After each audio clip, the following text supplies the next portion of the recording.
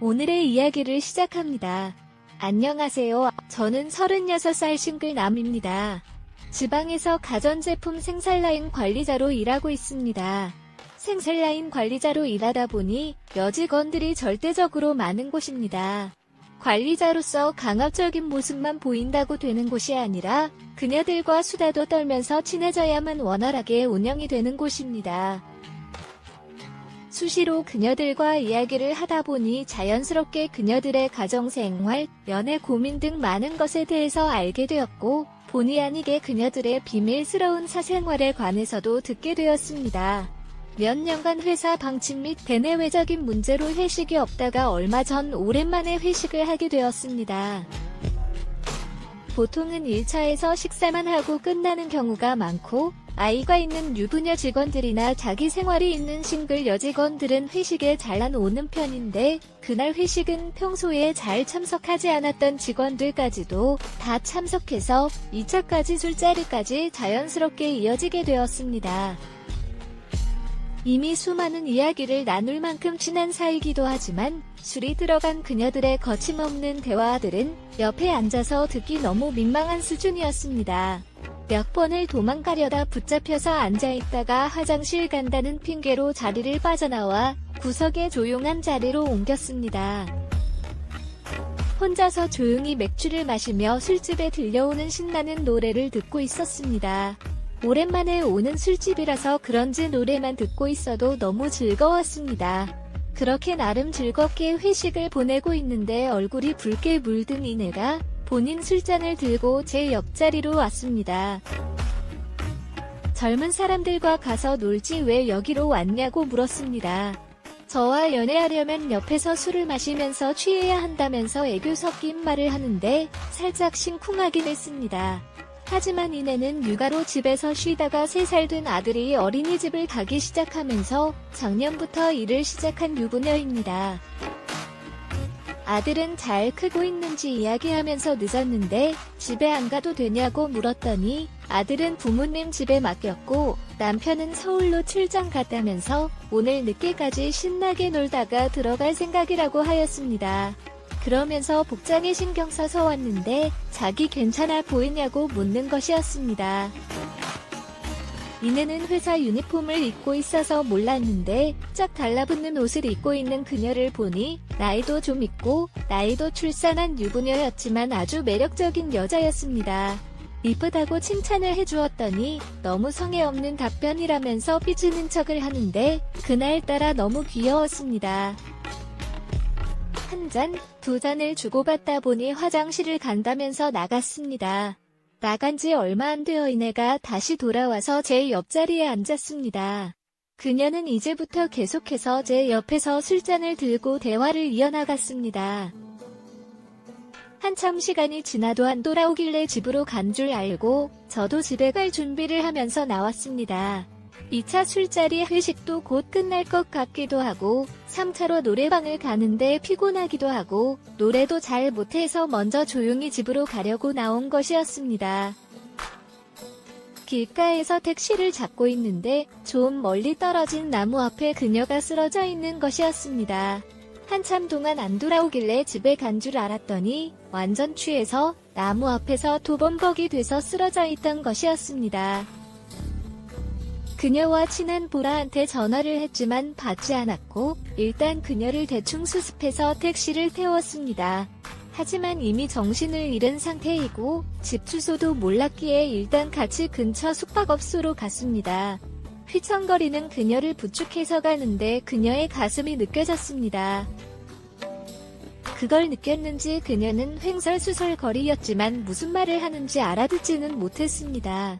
침대에 그녀를 눕혀놓고 토 묻은 옷을 수습해 주었습니다. 그러면서 저도 얼마나 땀이 났던지 샤워를 했습니다. 샤워를 하고 나왔는데 이불 밖에 나온 그녀의 매끈한 다리는 보는데 참아왔던 이성을 잃고 말았습니다. 뒤척이다 깬 그녀는 당황하지 않고 더 적극적으로 저를 리드하였습니다. 아주 뜨겁고 광란의 시간을 보내고 난 후 저에게 앞으로도 자주 좋은 시간을 가지자는 말과 함께 다시 잠이 들었습니다.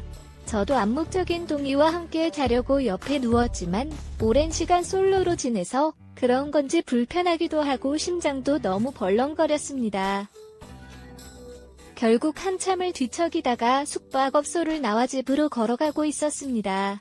20분가량 걸어갔을 때 아까 전화를 걸었던 보라한테 전화가 왔습니다. 부재중이 있어서 전화를 했다면서 저보고 어디 있냐고 묻는 것이었습니다. 술이 많이 올라서 먼저 나왔고 동네 산책하다가 걸어서 집에 가는 중이라고 거짓말을 하였습니다. 당연히 이내와 뜨거운 시간을 보냈다고 사실대로 다 말할 순 없는 상황이니까요.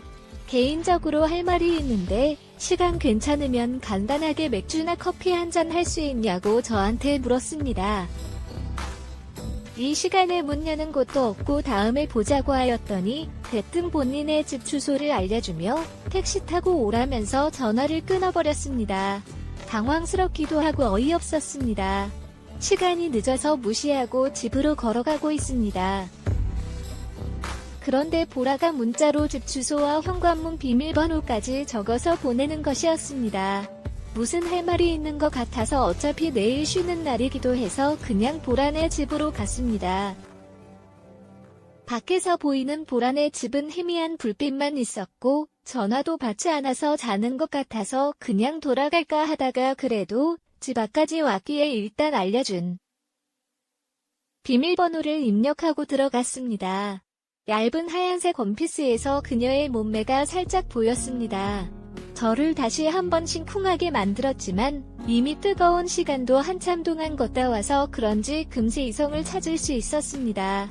너무 덥다면 시원한 물 한 잔을 달라고 하였고 할 말이 뭐냐고 물었습니다. 아까 이내와 택시 타는 것을 봤다면서 이 시간까지 뭐 했냐고 묻는 것이었습니다. 그래서 제가 그때 왜 내 전화 안 받았냐고 물었더니 일단 자기 물음에 먼저 답하라면서 보라는 저를 추궁하였고 집에 먼저 가려다가 너무 많이 취한 채 쓰러져 있는 이내를 발견했고 택시를 타고 집에 데려다 주었다고 하였습니다. 그녀는 거짓말하지 말라면서 옆역 집이 이내네 집인데 같이 가서 확인해 볼 거냐고 물었고 결국 숙박업소에 데려다주고 나왔다고 다 말해주었습니다. 물론 뜨거운 시간이 있던 이야기는 하지 않았습니다.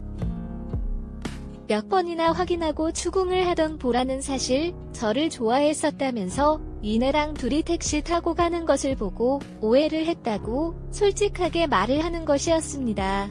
그러면서 자기와 만나보는 것이 어떠냐고 묻는 것이었습니다. 올해 30살이 된 보라씨가 이제 곧 40살이 되는 저에게 고백을 한다는 것이 당황스러웠습니다. 단 한 번도 저에게 사적으로 감정이 있을 거라고는 예상하지도 눈치를 채지도 못했던 상황이었습니다. 더듬으면서 아무 말도 못하는 저에게 다짜고짜 키스를 해버렸고 저를 꽉 끌어안았습니다. 그녀의 몸매, 그녀의 숨소리, 그녀의 향기가 저를 자극하였고 결국 그녀와 같은 침대에 누웠습니다. 그날 그녀의 집에서 뜨거운 시간은 물론 잘 몰랐던 서로에 대해 알아가면서 주말 내내 같이 있었습니다. 다음 주 출근을 하고 라인을 점검했습니다. 하던 일을 마치고 돌아다니는데 숙박업소에서 뜨거운 시간을 보낸 이내도 주말 내내 같이 보내고 이제는 여자친구가 된 보라도 계속 윙크를 날리면서 제가 지나갈 때마다 아주 작은 목소리로 오늘 퇴근하고 뭐 할 거냐고 물으면서 같이 맥주 한잔 하자고 하는데 머리가 새하얘졌습니다. 결국 선약이 있다며 이내와 약속은 화요일로 잡고 월요일은 여자친구가 된 보라와 시간을 보냈습니다.